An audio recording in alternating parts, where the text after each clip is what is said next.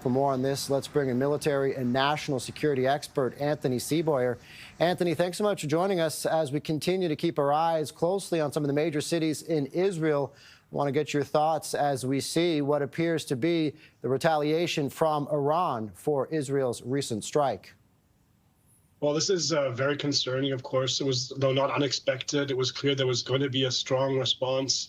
And I'm sure this is not the only response we're seeing from Iran. If alone for face-saving purposes, it's clear they were going to do this. On the other hand, from a national security perspective, there's two sides to this. It's, of course, great that the nuclear program has likely been hit so significantly.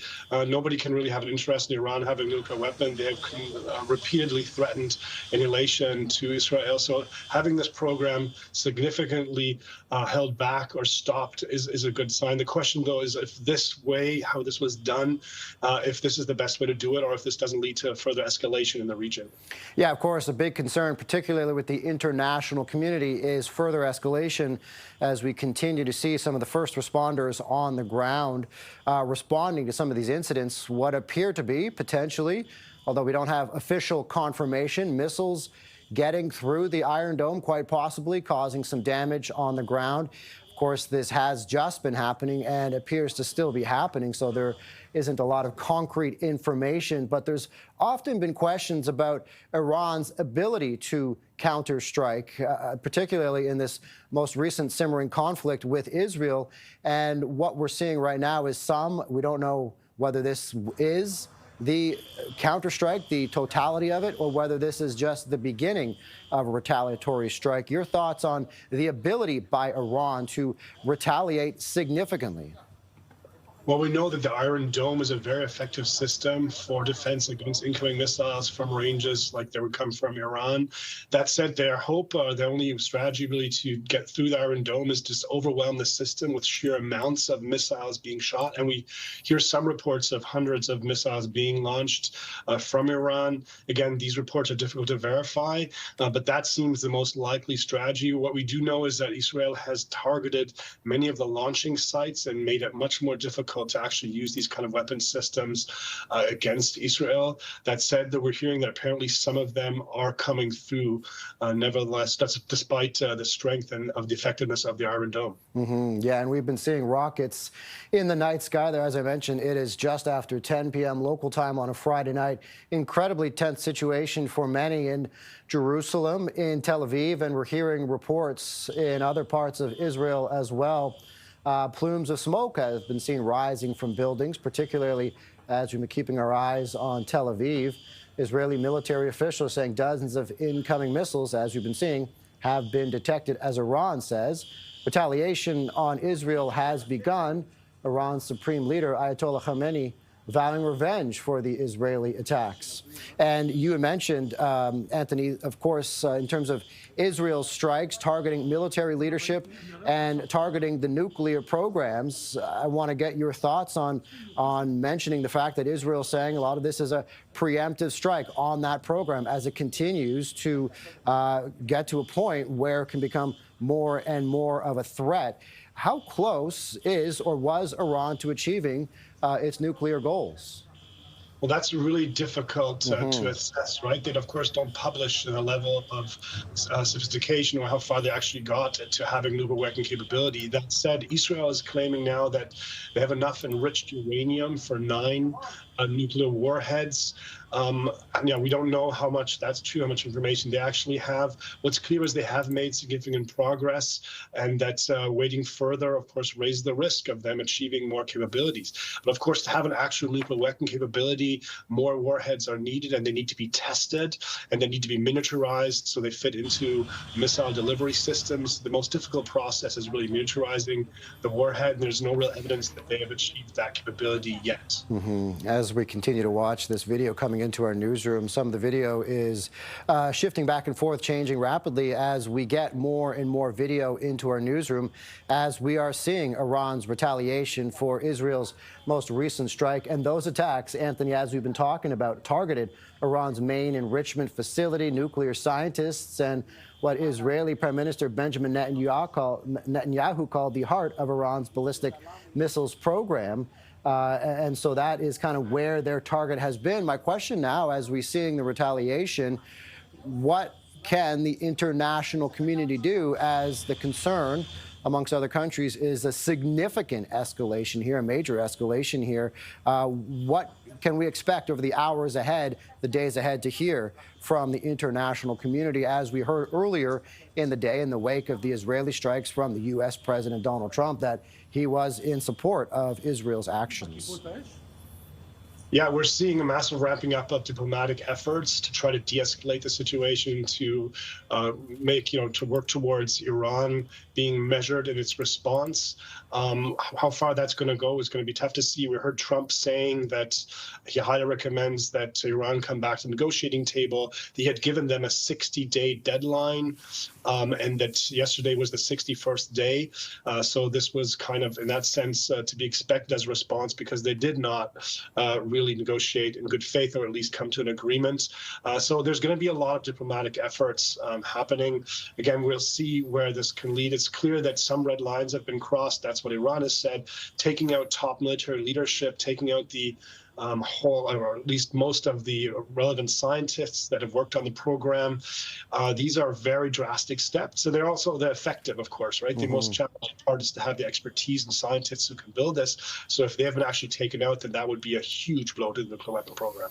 With Israel taking out top scientists and Iran's highest-ranking military officer as well.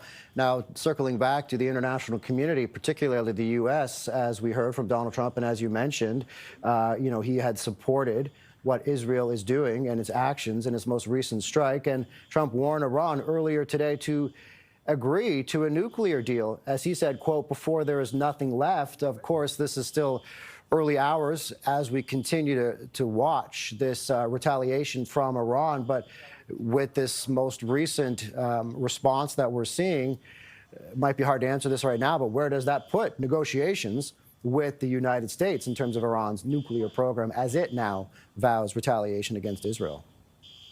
Well, one clear red line you don't cross in negotiations is actually taking out those you're negotiating with. And we heard from Trump that the exact same people that he had been negotiating with, that the U.S. was negotiating with, have now been killed by Israel. So it's very unprecedented activity, which does not, help any negotiations at this point. At the other hand, it's clear this blow has been very strong towards the nuclear weapon program, and likely also towards capabilities of Iran to retaliate. So that puts them in a significantly weaker spot. So it might be that Trump's calculation that they might now really come seriously to the table plays out. We'll have to see. As well, at the same time, it could be just very much that they're now just going to try to retaliate with everything they have left. As they say, this is a declaration of war.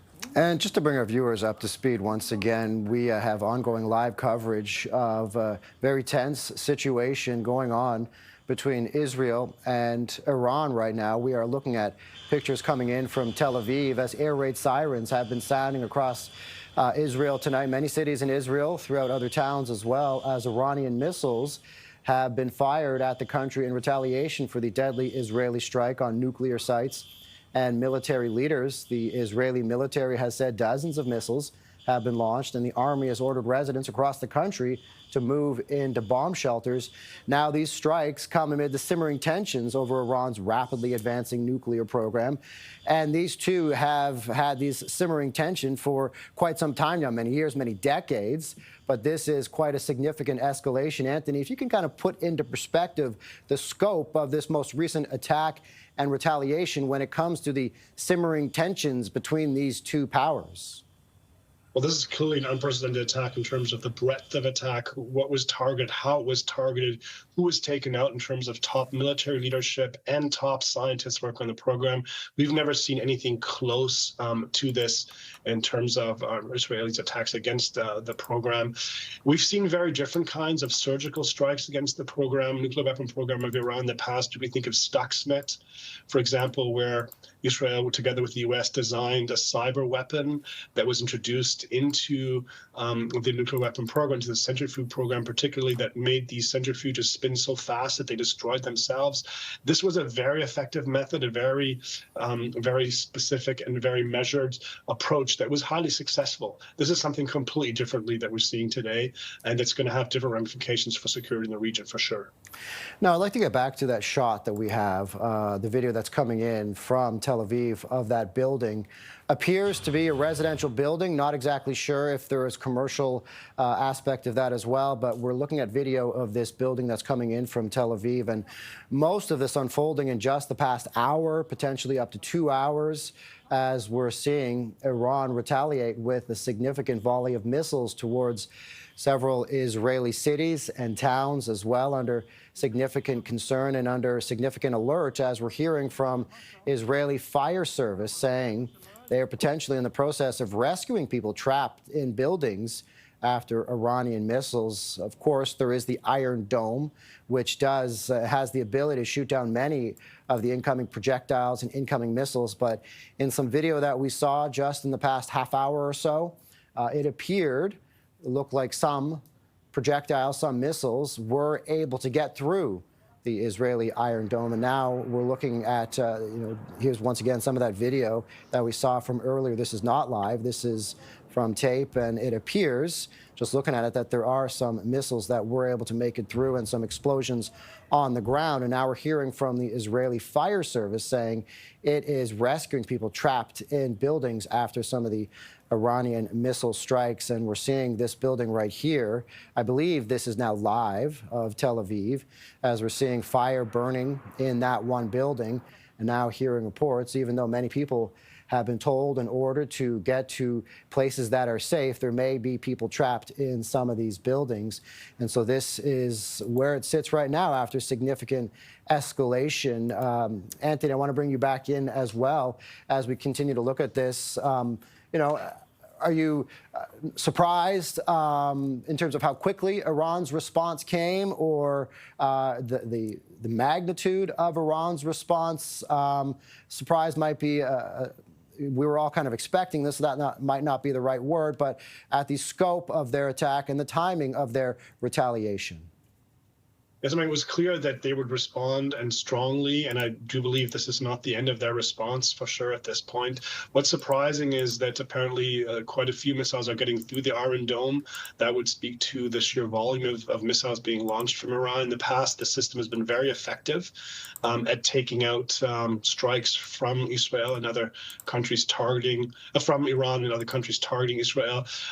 So it seems that the sheer number was this time so high that it overwhelmed the system, and that raises huge questions for the safety of civilians on the ground in Israel.